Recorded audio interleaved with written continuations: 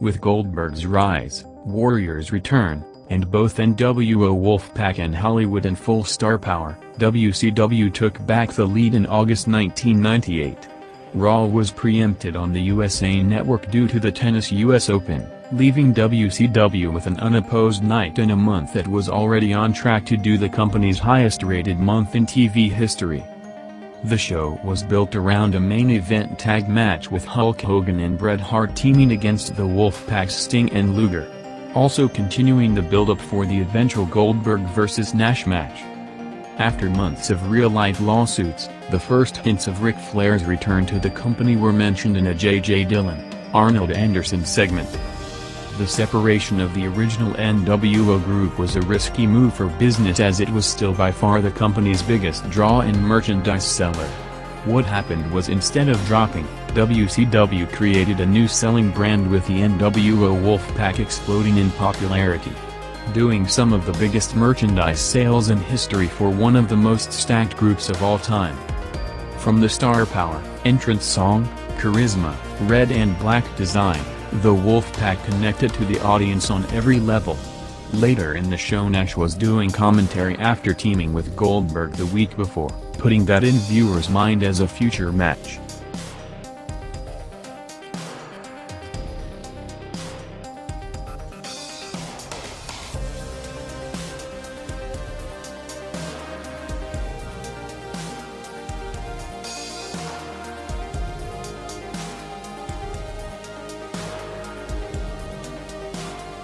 The major focus of the night was the Warriors stalking nWo Hollywood members throughout the show as part of the build to the Hogan vs. Warrior rematch. Warrior's debut a few weeks earlier brought a huge audience to WCW TV, drawing for his promo one of the biggest numbers in Monday Night War's history, beating Raw 6.4 to 3.1 for his segment. Hogan vs. Warrior was seen as a potential mega money match as it was the first ever rematch between them 8 years after one of the biggest matches in history at WrestleMania 6.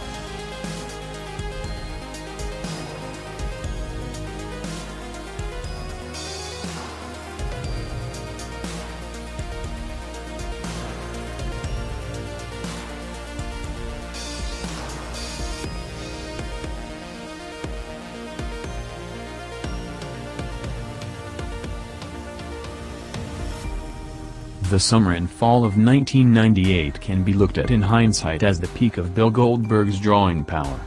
During that period, Goldberg was routinely peaking shows that were doing some of the highest viewership numbers in industry history, in the process consistently outdrawing Austin and Hogan in head-to-head competition.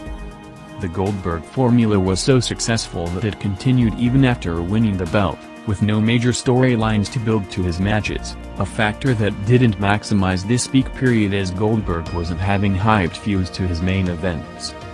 His next major opponent was going to be Dallas Page, coming off a mainstream exposure from the Bash at the Beach tag match. DDP was ready for a singles pay-per-view main event, building to a stacked card at Halloween Havoc.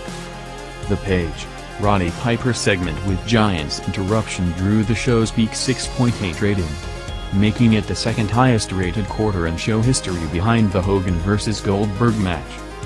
Obviously this show had no Raw competition, so it was a different situation.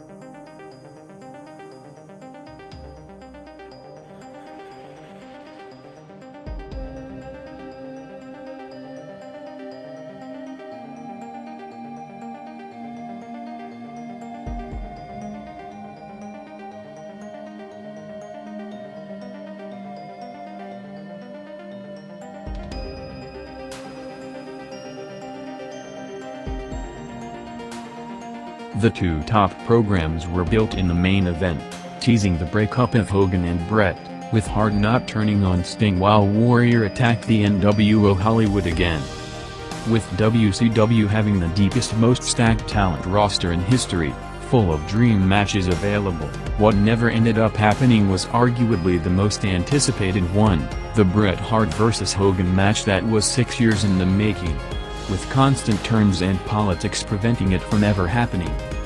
Along with Hogan and Warrior, the other dream match that was delivered was the Hart vs. Sting first time ever match. WCW, on pace to set the all-time revenue record for a company in history, drew a record 6.03 rating, becoming the most watched professional wrestling show ever on cable TV.